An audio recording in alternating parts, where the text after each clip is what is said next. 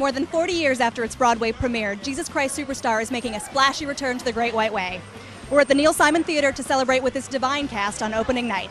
Opening night of Jesus Christ Superstar, what brings you out? I have never been so excited to go to anything ever. This is my favorite musical in the world. I've been in it a couple of times, and I've still got an unresolved issue with Judas because I've understudied him but never played him. What brings you out to the opening night of this Jesus is what I Christ? used to listen to when I was in, ninth grade, 7th grade? Could be, yeah. You know, on the stereo before this will bring back memories. I'm so excited to go inside and pray because that's how I am. I went to Godspell and then this. It's like a Jesus-a-thon. It is. But, you know, in this one, it's not as happy at the end. Hey, what brings you out to Jesus Christ Superstar this evening? I don't know. I saw it was on. I was wandering by. I thought I'd pop in and see what they're doing. When did you guys first discover this show? Do you have an early memory of Jesus Christ Superstar? We saw the last revival 10 years ago and had a great time, and we love the show. I've always loved the show. It's one of those shows that you grow up, if you're in musical theater, you grow up listening to. Sure.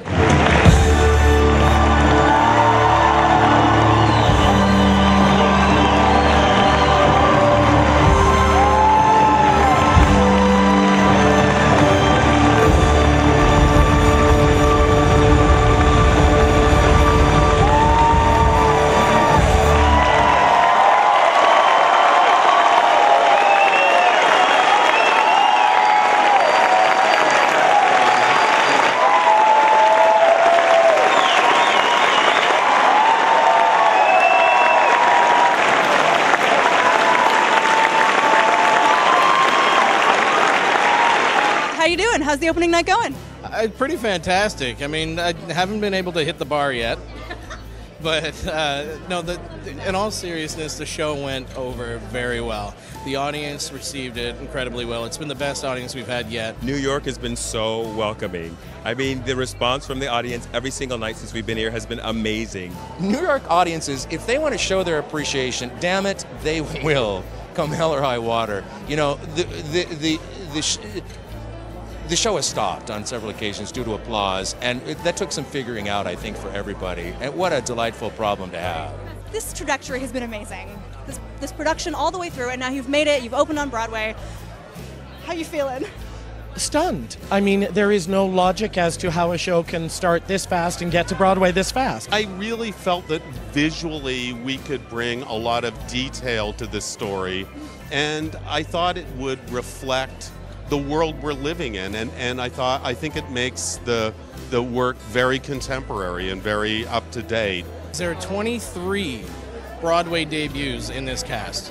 There's 23 of us. I'm one of them, and it's overwhelming. We're 99% Canadian, so it's the frigging nicest group of people you'll ever meet. I mean, the great thing about this company is that, you know, any principal can go out at any time, and the shoes are filled, you know, in spades. So we have a wonderful and very strong company. The second the reviews came out in Canada, Andrew was on a plane within a week, and leaving the theater on the way home to my place where we were having a late dinner, he grabbed my hand and said, "This has to go to Broadway." Okay, Andrew Lloyd Webber and Tim Rice. I gather they've been around a little bit this week, like working with the orchestra, being around. Have you been speaking to them at all this week, or have they been laying low? I wish they'd let me take them out and ask them how they managed to write this, because I think it's just magnificent. I love this show, and it's just an accomplishment, and you can't imagine that it's a couple of 20-year-olds that did it. Tonight at the curtain call, I ended up in a Tim Rice and Andrew Lloyd Webber sandwich. It was awesome. This is one of the best rock and roll scores for musical theater ever written. It's a privilege. You know, it's always a privilege to direct on Broadway, but this is I gotta say, beyond my wildest dreams.